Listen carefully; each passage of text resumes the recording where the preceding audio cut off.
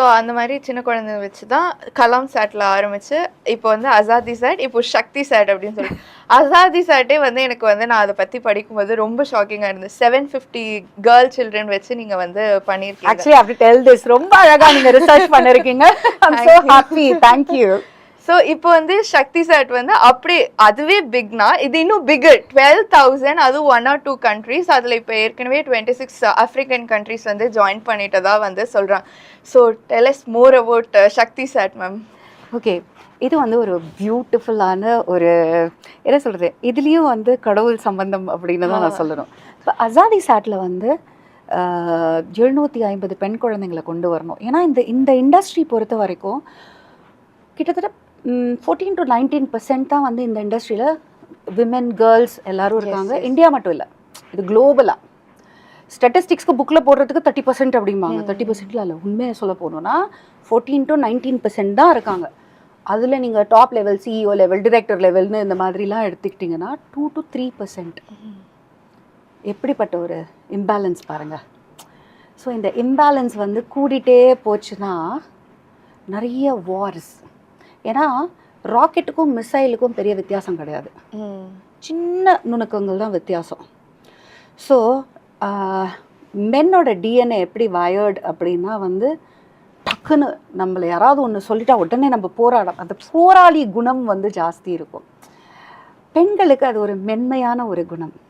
So ஒரு போராட்டத்துக்கு போகிறதுக்கு முன்னாடி ஒரு 10 வாட்டி நம்ம யோசிப்போம் இல்லையா? குழந்தைங்க இருக்காங்க, தாய்மார்கள் இருக்காங்க அப்படின்லாம் யோசிப்போம் நம்ம. ஸோ டக்குன்னு எடுத்த உடனே வந்து அம்பு வீசிட மாட்டோம், ரைட்? ஸோ இதுதான் வந்து இந்த இண்டஸ்ட்ரிக்கு தேவை. 2 பிரெயின் தேவை. ஒரு இமோஷ்னல் கோஷன்ட்டும் வேணும், கமர்ஷியல் கோஷன்ட்டும் வேணும். ஸோ இது 2ம் இருந்தால் மட்டும்தான் ஹியூமனிட்டி வந்து அதுக்கு நிறைய விஷயங்கள் நம்ம வந்து ஸ்பேஸ் மூலமாக பண்ணலாம். ஸ்பேஸ் மெடிசன், ஸ்பேஸ் அக்ரிகல்ச்சர் என்னெல்லாமோ போயிட்டே இருக்குது. ஸோ இப்படி இருக்கிறப்ப இந்த 2 ஜெண்டரும் வந்து கலெக்டிவாக வேலை செஞ்சால் மட்டும்தான்.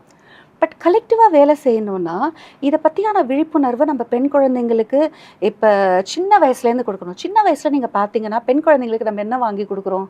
ஒரு பார்பி டால். அதான் யார் கண்ணை மூடிட்டு சொன்னாலும் Barbie doll, kitchen set, fashion. யாராவது வந்து இல்லைம்மா நீ வந்து மேரி கியூரி மாதிரி ஆடுவ, டெசி தாமஸ் மாதிரி. டெசி தாமஸா? யார் அவங்க? இப்படி தான் கேட்குற நிலைமையில் இருக்கும். பட் அவங்க அக்னி புத்ரி, அவங்கெல்லாம் வந்து ஸ்டால்வாட், அவ்வளோ பெரிய விஷயம் பண்ணிருக்காங்க அவங்க நம்மளோட மிசைல்ஸில். பட் எத்தனை பேருக்கு தெரியும்? ஸோ இந்த மாதிரியான விமனை பற்றி தெரியாமலே போயிடும் ஜென்ரேஷன்ஸ்.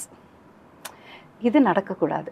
ஸோ நம்ம பெண் குழந்தைங்களுக்கு வந்து அந்த விளையாட்டு சாமான் வாங்கி கொடுக்குறப்பவே நீ சேட்டலைட் பண்ணலாம், நீயும் ராக்கெட் விடலாம் அப்படிங்கிற மாதிரி நம்ம ஊக்குவிச்சு சொன்னோம்னா அவங்களுக்கும் அந்த நம்பிக்கை வரும். Oh, it's physics, it's just math, இது நானும் பண்ணிடுவேனே. நிறைய இடங்களில் நான் சொல்லுவேன் வந்து குழந்தை பெற்றுக்கிற இதுவே இருக்குது நமக்கு, எவ்வளோ ஒரு டஃபஸ்ட்டு திங் அது உலகத்தில். அதுவே நம்மளால் எளிதாக முடியுது. ராக்கெட் சயின்ஸ் என்ன அதை விட கஷ்டமா?